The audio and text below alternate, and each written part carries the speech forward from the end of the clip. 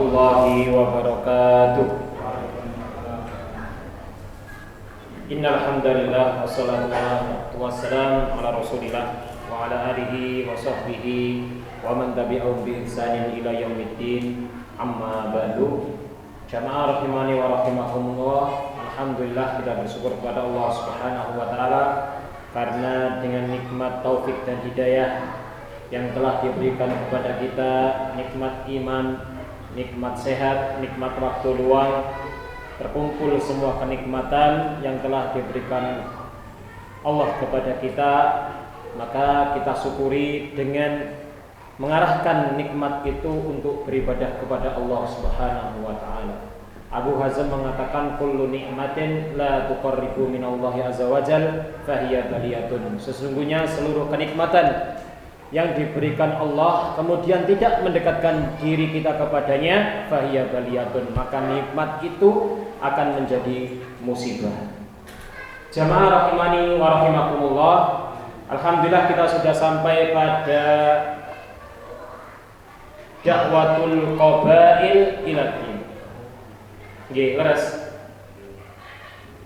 Mendakwai kabilah-kabilah. Qabail itu jamak saking qabilah. Artosinipun kabilah-kabilah. Ila din, untuk menuju agama Islam, maksudnya ila din, ke agama Islam. Dola Rasul asra samawatin yad'u Quraisyan ila din bil layyin wa rifqi.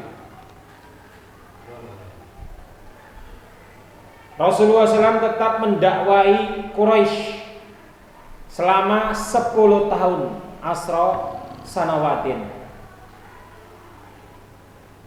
untuk memeluk agama Islam bilayyin wa rifqi, dengan lemah dan lembut. Falamma ra'a syiddata inat itu ya, bukan anat. Di situ apa? Anat. Anat atau inat? Itu inat. Inat itu pembangkangan. Inadihim wa ta'assubihim alaihi, dan kefanatikan mereka, kebencian. Maksud ta'assub di sini, ta'assub bukan berarti fanatik membela, tapi membenci. Ya. Wa mana'ahum nasraddin, dan penghalangan mereka dalam yang mana? Falamma ra'a syiddata, tatkala ra'a Rasulullah SAW melihat syiddata inadihim, kerasnya pembangkangan mereka, wa ta'asubim, dan ta'asubnya mereka alaihi kepada Nabi sallallahu alaihi wasallam, wa ma'na'ahum nasraddin, dan pencegahan mereka terhadap penyebaran agama. Kharaja fi sanatil hadiyata asrata, Nabi keluar pada tahun ke-11 minan nubuwah, dari kenabian, ilal qabail fi aswaqihim, ke kabilah-kabilah di pasar-pasar mereka. Masya Allah. Jadi tatkala Rasulullah SAW berdakwah 10 tahun, berarti usia Rasulullah saat itu 50 tahun. Ke Taif kemarin dilempari batu, di Quraisy ya dihina, disiksa. Kemudian Rasulullah SAW di tahun ke-11 ini mencoba untuk berdakwah ke kabilah-kabilah selain Quraisy. Ila qabail fi aswaqihim, di pasar-pasar mereka, tempat yang ramai. Nah, ini pinter nggih. Wong tiyang dodolan niku nggih golek sing tempat sing rame. Tempat sing rame niku nggih pasar paling rame nih. Zaman semono niku tempat paling rame pasar. Nggih, Rasulullah sallallahu alaihi wasallam niku berjalan menuju ke pasar-pasar mereka. Setiap mendapati orang, Rasulullah SAW mengatakan aslim taslam, masuk Islamlah engkau akan selamat. Setiap mendapati seseorang di pasar tersebut, aslim taslam, masuk Islamlah engkau, nanti engkau akan selamat. Namun tidak semanis yang kita kira. Wasara yad'uhum ila din fakana minhum man yaruddu raddan qabiha wa minhum man yaruddu raddan hasanah. Dan Nabi SAW, adapun Nabi SAW mendakwai mereka ila din, untuk memeluk agama Islam, fakana minhum, maka di antara mereka man yaruddu raddan, terdapat kabilah yang menolak dengan penolakan qabihan yang buruk. Wa minhum man yaruddu raddan hasanah, dan di antara mereka ada yang menolak dengan penolakan yang baik, sebagaimana Banu Kalbi. Ya, ini didakwai Rasulullah SAW, tapi mereka menolak dengan penolakan yang baik.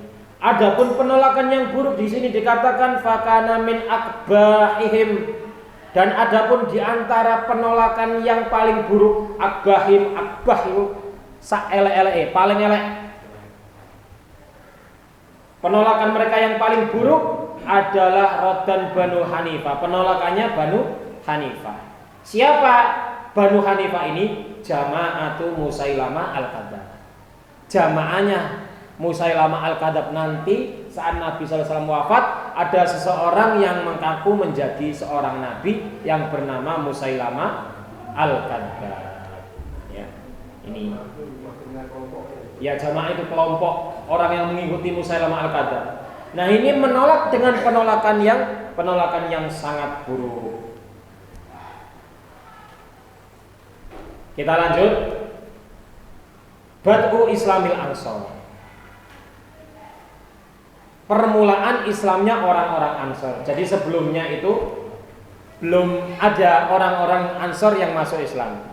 Di sekitar Mekah pun masih sedikit. Ya, di antara mereka ada Abu Dzar Al-Ghifari, itu masuk Islam. Suwaid bin Somit, ya, ini juga masuk Islam. Tapi bukan orang-orang Ansor.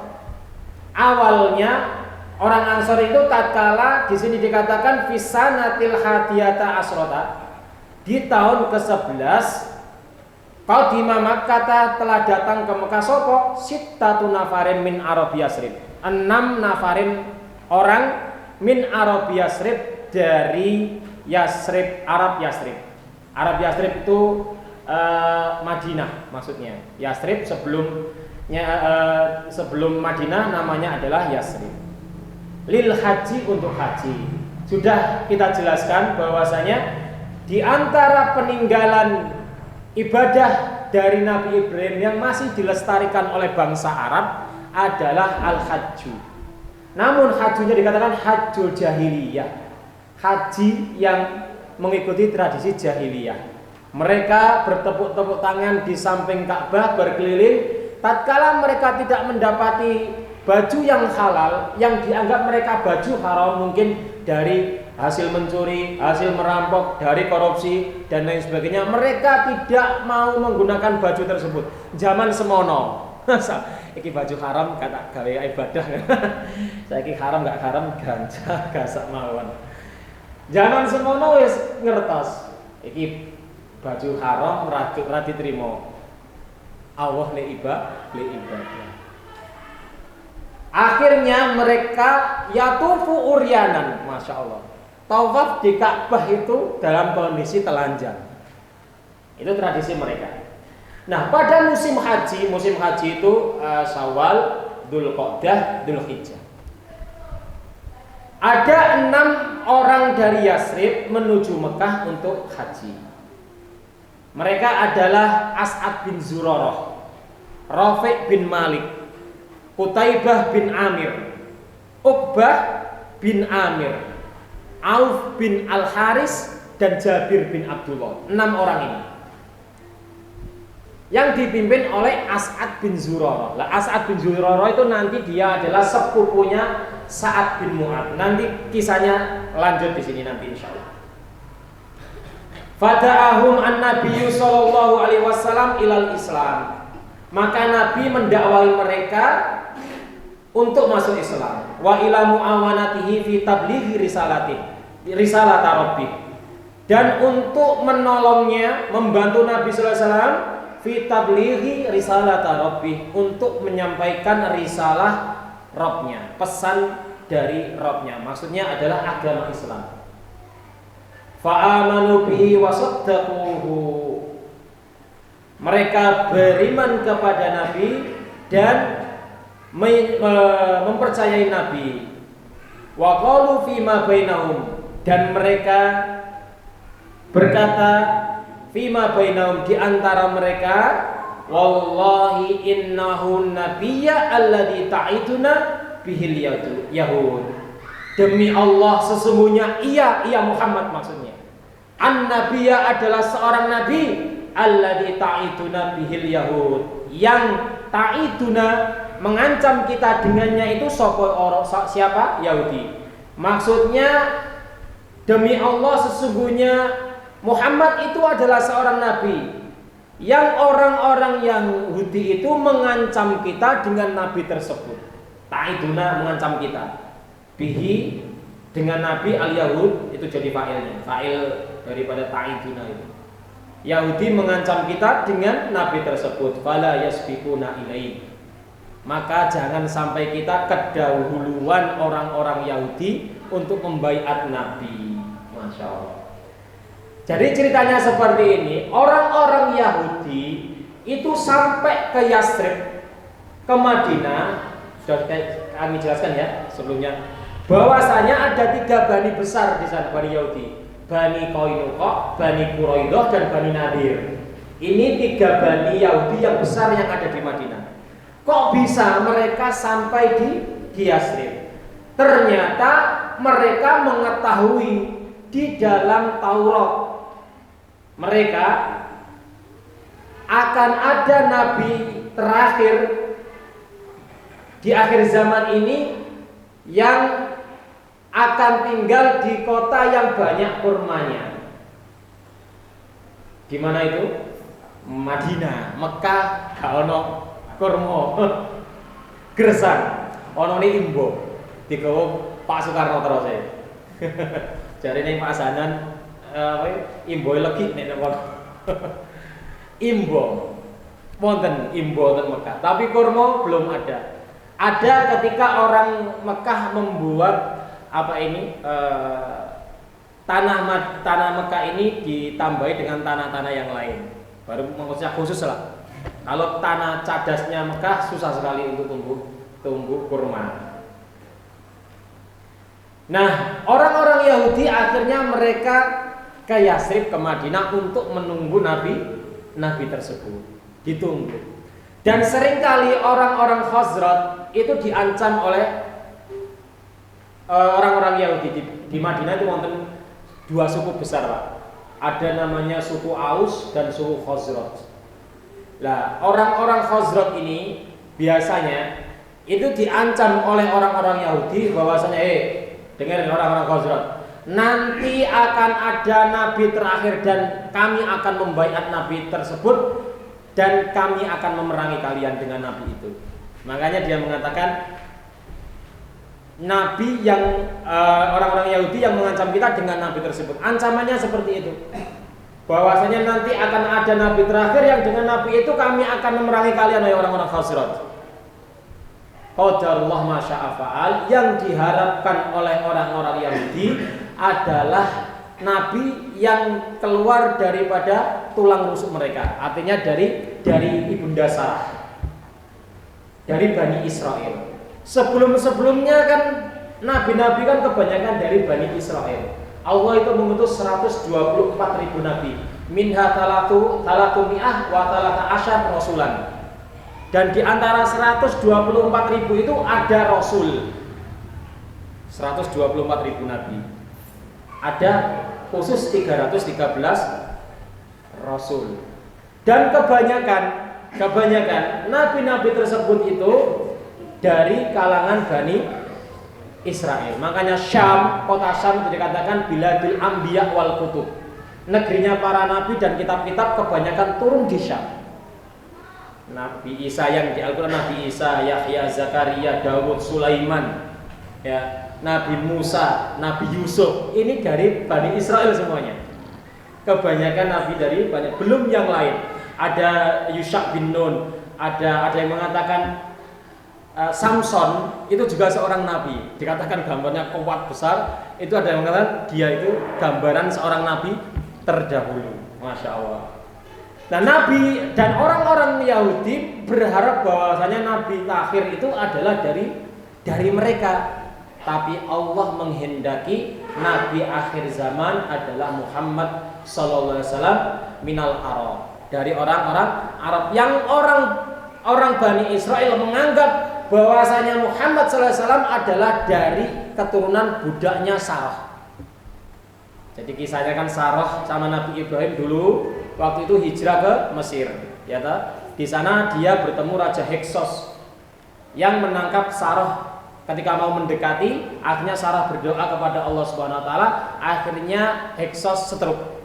Sampai berulang 3 kali, akhirnya dilepas, sampailah Sarah itu dikasih sebuah hadiah seorang wanita yang bernama Hajar. Gitu kan? Akhirnya Hajar jadi pembantunya Sarah. Sekian lama berumah tangga sama Nabi Ibrahim, Ibunda Sarah tidak memiliki keturunan. Akhirnya Nabi Ibrahim disuruh nikah kepada Ibunda Hajar. Tak kunjung lama Ibunda Hajar mengandung seorang bayi, nanti diberi nama Ismail, lebih tua daripada Ishak. Akhirnya Nabi Ismail nanti menurunkan seorang nabi terakhir yang bernama Muhammad. Nah, anggapannya orang Bani Israel itu bahwasanya Muhammad adalah anak dari budaknya Ibunda Sarah. Akhirnya mereka tidak mau beriman kepada Nabi Muhammad. Padahal ya'rifunahu kama ya'rifuna abna'ahum. Di Al-Qur'an itu. Mereka orang-orang Bani Israel, orang-orang Yahudi mengetahui Muhammad bahwasanya dia seorang nabi, ya, lebih mengetahui dia daripada mengetahui anak mereka sendiri. Masya Allah. Tahu persis ciri-cirinya Muhammad SAW adalah seorang nabi yang dulu pernah diajak Abu Thalib untuk berdagang ke Syam. Akhirnya melihat seorang Rohib Buhairah kepada Nabi Muhammad SAW, ternyata ini adalah ciri-cirinya seorang nabi. Akhirnya disuruh pulang karena khawatir terhadap orang-orang Yahudi. Ini kisahnya kenapa orang Khazraj mengatakan wallahi innahun nabiyya alladzi ta'iduna bihil yahud fala yasbiquna ilaihi. Demi Allah, dia Muhammad adalah seorang nabi yang orang-orang Yahudi itu mengancam kita dengan nabi tersebut. Maka jangan sampai kita kedahuluan orang-orang Yahudi. Kalau kedahuluan, wah, kita bisa rame nanti diancam oleh orang Yahudi dan akan diperangi. Maksudnya seperti itu. Walamma raja'u ila biladihim dzakaru liqaumihim, tatkala raja'u mereka pulang, 6 orang ini maksudnya. Ila biladihim, ke negeri mereka. Dzakaru liqaumihim, mereka memperingatkan kaumnya. Dzikra Rasul, tentang Rasulullah sallallahu alaihi wasallam. Wada'ahum ilal Islam, dan mereka mendakwai kaumnya untuk memeluk agama Islam. Fantasara dzikrahu sallallahu alaihi wasallam fil mudun, maka fantasara, tersebarlah, dzikrahu, berita tentang Rasulullah sallallahu alaihi wasallam fil muduni, di kota-kota Madinah. Mudun jamak dari Madinah, maksudnya kota-kota Madinah itu Korea yang ada di Madinah, desa-desa yang ada di Madinah. Wa hadza huwa bad'u islami Arabi Yasrib, dan inilah dia bad'u islami Arabi Yasrib, permulaan Islam Arab Yasrib atau orang-orang Madinah. Yang pinten wawa? 6 orang yang menuju Makkah niatnya untuk haji. Lalu bertemu Rasulullah, mendakwai mereka dan mereka masuk Islam. Ketuanya sinten wau? As'ad bin Zurarah. Nanti kisahnya berlanjut tentang As'ad bin Zurarah ini. Ya.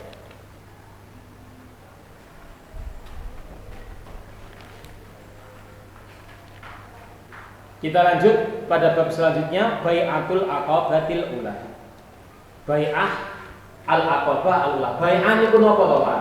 Bai'at iku sumpah setia. Janji setia. Aku berbaiat kepadamu, maksudnya saya sumpah setia kepadamu. Itu namanya baiat, janji setia.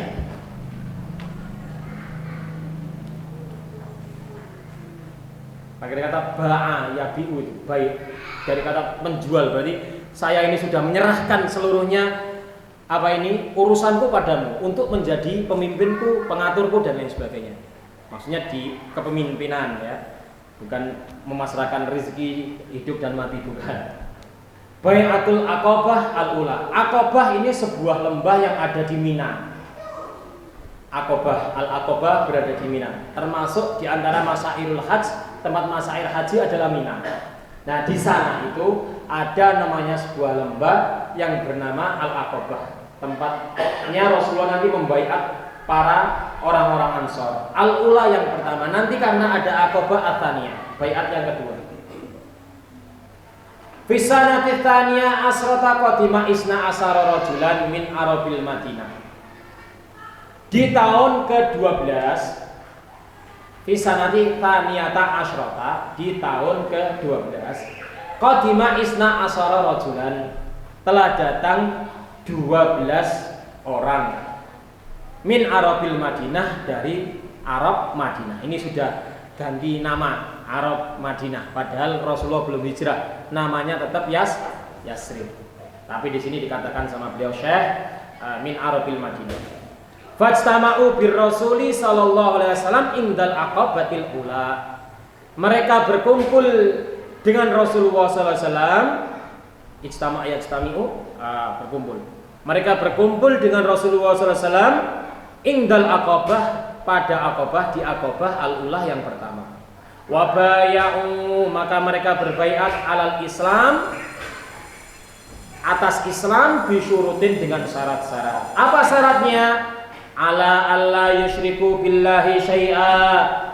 Syaratnya adalah agar tidak menyekutukan Allah syai'a, dengan sesuatu apapun. Wala yasriku, dan tidaklah mencuri. Wala yaznu, dan tidaklah berzina. Wala yaqtulu auladahum, dan tidaklah membunuh anak-anak mereka. Wala ya'tu bi butanin yaftarunahu baina aydihim wa arjulihim, dan tidaklah membuat kedustaan. Buhtan itu kedustaannya, yang mereka buat antara tangan dan kaki mereka. Maksudnya yang mereka buat, dan tidaklah mereka membuat kedustaan yang mereka adakan. Itu kiasan ya, baina aydihim wa arjuluhim, antara tangan-tangan mereka dan kaki mereka. Maksudnya yang mereka yang buat dengan mengadakan kedustaan. Wala ya'su fi ma'ruf, dan tidaklah mereka bermaksiat di dalam ketaatan. Fa in aufu falahumul jannah, maka apabila aufu, mereka menepati, yaitu menepati syarat-syarat itu, falahumul jannah, maka bagi mereka adalah jannah. Sebagaimana Allah Ta'ala berfirman, ya ayyuhalladzina amanu aufu bil uqud. Aufu itu menepati, uqud perjanjian-perjanjian.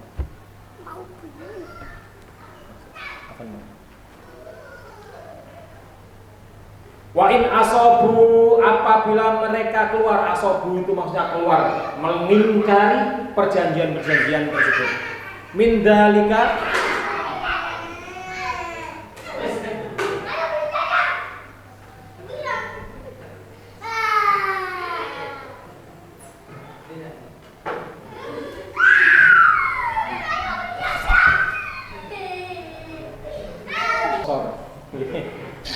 sponsor anak-anak sampai mana tadi kalau wa in asobu, apabila mereka keluar, maksudnya keluar dari perjanjian, mengingkari perjanjian tersebut, min dalika, dari hal itu, dari perjanjian, syai'an, sesuatu, artinya dia melakukan sesuatu yang keluar daripada perjanjian itu, misalkan mereka mencuri, berzina, ataupun melakukan yang lain. Apa kata Nabi sallallahu alaihi wasallam? Fa'amruhum ilallah, maka urusan mereka kembali kepada Allah Subhanahu wa taala. Insya'a ghafara, jika Allah menghendaki, Allah ampuni mereka, wa insya'a adzaba. Namun apabila Allah menghendaki, Allah akan adab mereka. Walamma raja'u ila biladihim arsala ma'ahum ar-rasulu man yu'allimuhumul Islam. Walamma tatkala mereka pulang ke negeri mereka, arsala ma'ahum, Rasulullah SAW mengutus kepada mereka ar-rasul, utusan, man yu'allimuhum, orang yang mengajari mereka al-islama, Islam, wa yufaqihuhum, dan memfaqihkan, memahamkan maksudnya mereka fiddin, di dalam agama. Fantasyarul Islam bisababihim, maka tersebarlah Islam dengan sebab mereka. Hatta lam yabqa baitun min buyutil Madinah illa wa fihi dzikrul Islam, sampai tidaklah tersisa dari dari rumah-rumah orang Madinah illa wa fihi, kecuali di dalamnya ada penyebutan, ya, kabar tentang Islam. Siapa yang Rasulullah utus untuk menemani mereka? Yaitu Mus'ab bin Umair. Mus'ab bin Umair ini orang Mekah, ya, wajahnya ganteng luar biasa. Kata Rasulullah, tidaklah aku mendapati orang yang paling bagus rambutnya, tampan wajahnya di kota Mekah selain Mus'ab bin Umair. Wajahnya ganteng luar biasa, Mus'ab bin Umair. Tatkala masuk Islam, fasilitasnya dicabut oleh ibundanya, hingga Mus'ab bin Umair ini memakai pakaian yang satu, kemudian tidak terawat tubuhnya, sampai ketika pulang dari hijrah yang pertama, Rasulullah melihatnya menangis. Masya Allah, melihat Mus'ab bin Umair sebelumnya yang ganteng luar biasa, tatkala ia meninggalkan kemewahan itu, kesenangan dunia untuk Allah dan Rasulnya, kulitnya bersisik dan bajunya compang-camping. Rasulullah menangis.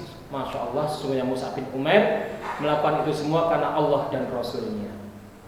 Akhirnya Rasulullah SAW mengutus Mus'ab bin Umair untuk menjadi delegasi ke Madinah, menyiapkan tempat untuk Rasulullah dan para sahabat hijrah ke sana. Ini pentingnya kaderisasi dakwah.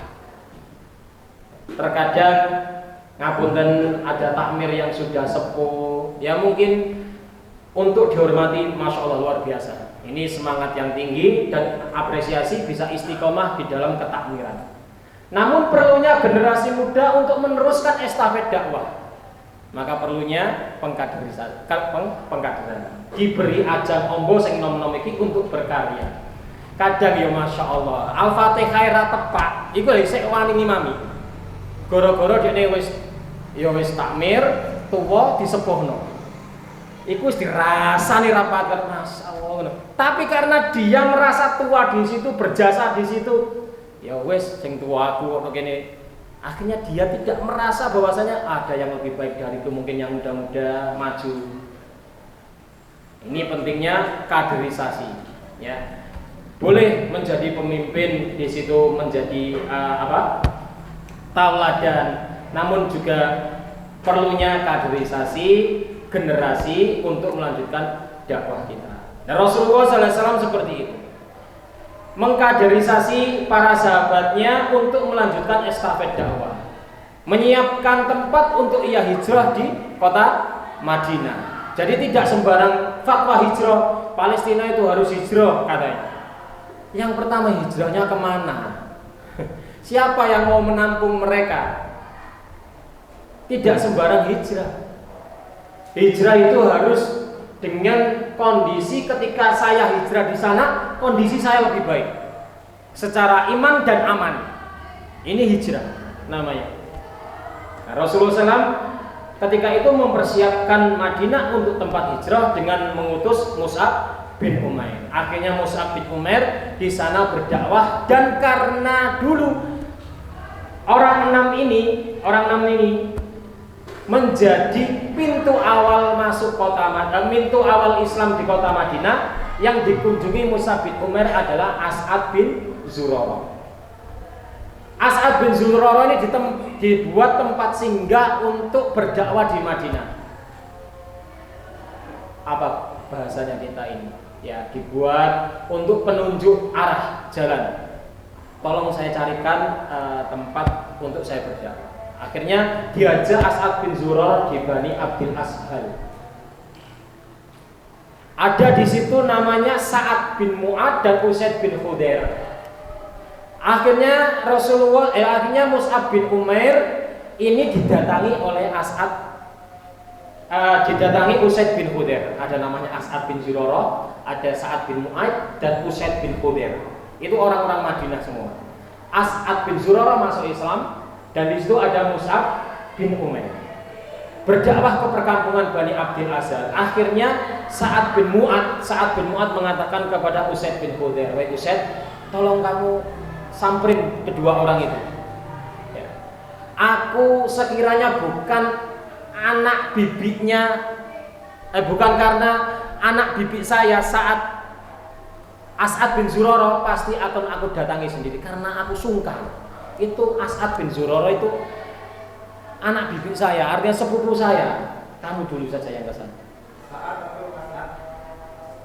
Saat ngomong kepada Usaid bin Khudair untuk menuju ke As'ad bin Zurarah. Sa'ad bin Mu'ad, Usaid bin Khudair, As'ad bin Zurarah.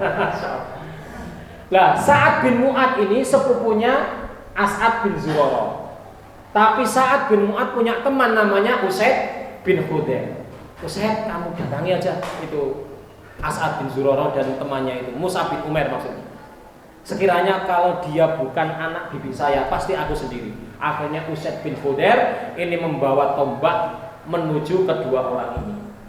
Lalu mengusir, singkat cerita Usaid bin Khudair mengusir mereka untuk berdakwah di Madinah. Akhirnya Mus'ab bin Umair mengatakan, "Kalau sekiranya engkau sudi, fajlis fasma." Kamu duduk dan dengarkanlah. Akhirnya Usaid bin Khudair setuju karena dia orang yang berakal, bijaksana. Kok lapo tiba-tiba mempeng rano? Rano angin rano ini langsung mempeng. Dengarkan dulu apa yang disampaikan. Akhirnya disampaikanlah Mus'ab bin Umair tentang Islam. Akhirnya disampaikan tentang Al-Quran, tentang Nabi. Dibacakan ayat Al-Quran, masuklah Islam ke dalam lubuk Usaid bin Khudair. Masuk Islam dia. Apa yang harus af'al? Apa yang aku lakukan? Ighsil summa kemudian sholli rakaatain. Waktu itu gini, ada pembahasan apakah orang yang bersahadat itu harus mandi dulu atau langsung bisa mengucapkan syahadat. Kalau dia ini sekiranya tidak tergesa, maksudnya orang yang berperang, perang terus masuk Islam, aku tak mandi dulu baru syahadat, tidak bisa. Tapi ketika dia misalkan menyerahkan dirinya untuk bersyahadat, secara sunnahnya dia harus mandi dulu. Mandi dulu, berpakaian yang bersih dari kotoran atau najis, baru dia bersyahadat dan dia sholat 2 rakaat. Diajari sholat 2 rakaat.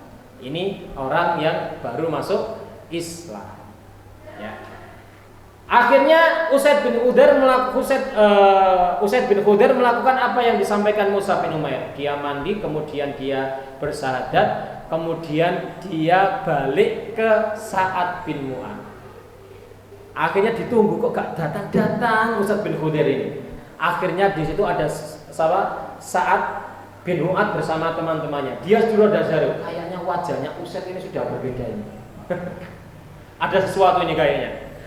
Akhirnya Usaid bin Khudair mengatakan, "Wahai Sa'ad, sesungguhnya aku tidak mendapati sesuatu yang berbahaya dari kedua orang itu." Dia membuat makar kepada Sa'ad bin Mu'ad agar mau Sa'ad bin Mu'ad itu menuju ke Mus'ab bin Umair. Tapi aku dengar, wahai Sa'ad bin Mu'ad, ada Bani Harisah yang dia akan membunuh sepupumu untuk menghinakanmu, yaitu Sa'ad bin Zurarah.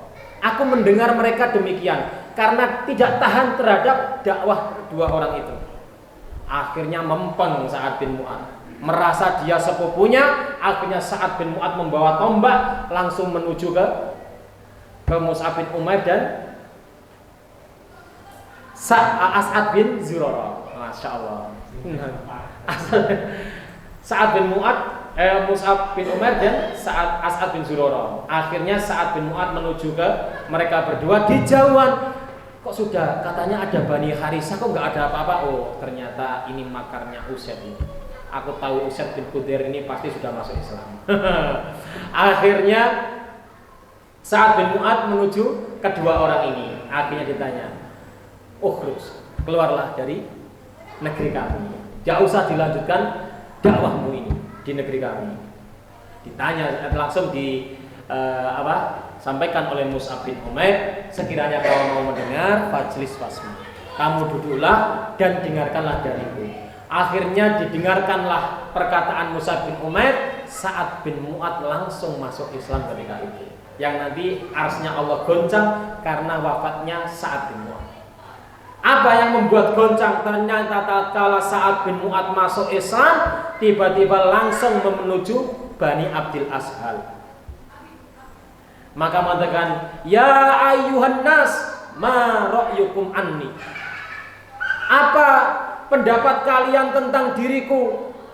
Maka semua orang-orang Bani Abdil Ashhal mengatakan, anta sayyiduna, engkau adalah sayyid kami, tuan kami, wahai Sa'ad bin Mu'adz.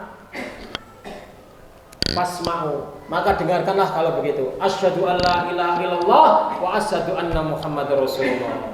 Maka sekampung mengikuti Sa'ad bin Mu'adz. Masya Allah. Masuk Islam semuanya kecuali Khusairim bin Abdil Ashhal. Nanti masuk Islam saat perang Uhud. Dan dia orang yang belum sujud kepada Allah, tapi mati syahid masuk surga. Nah, nanti ada namanya Khusairim bin Abdil Ashhal. Nah, Sa'ad bin Mu'adz ini belum belajar tauhid, belum belajar usul salasa, belum belajar fikih, tapi karena giroh dakwahnya luar biasa.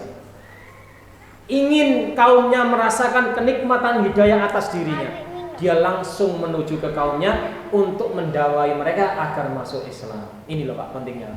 Kalau kita merasa nikmat terhadap dakwah ini, Islam ini, sampaikan kepada orang-orang terdekat kita, sampaikan kepada istri kita, anak kita, bahwasanya nikmat hidayah ini luar biasa. Terkadang orang yang futur itu tidak mengingat-ingat dulu bagaimana nikmatnya hidayah yang ia dapatkan. Dia mendengarkan ceramah menangis, semangat dalam ibadah jamaahnya, tiba-tiba dia kendor dalam ibadah. Seharusnya ia mengingat dulu kenikmatan tatkala ia mendapatkan hidayah. Maka ini hidayah ini, Islam ini kita sampaikan kepada orang-orang yang kita cintai. Mungkin sampai situ dulu. Besok kita lanjutkan ke Al-Aqabah Ats-Tsaniyah dan kemudian Hijratul Muslimin ilal Madinah insyaallah. Barakallahu fikum. Wallahu alhamdulillah. Amin. Subhanakallahumma wa bihamdika asyhadu an la ilaha illa anta astaghfiruka wa atubu ilaik. Assalamualaikum warahmatullahi wabarakatuh.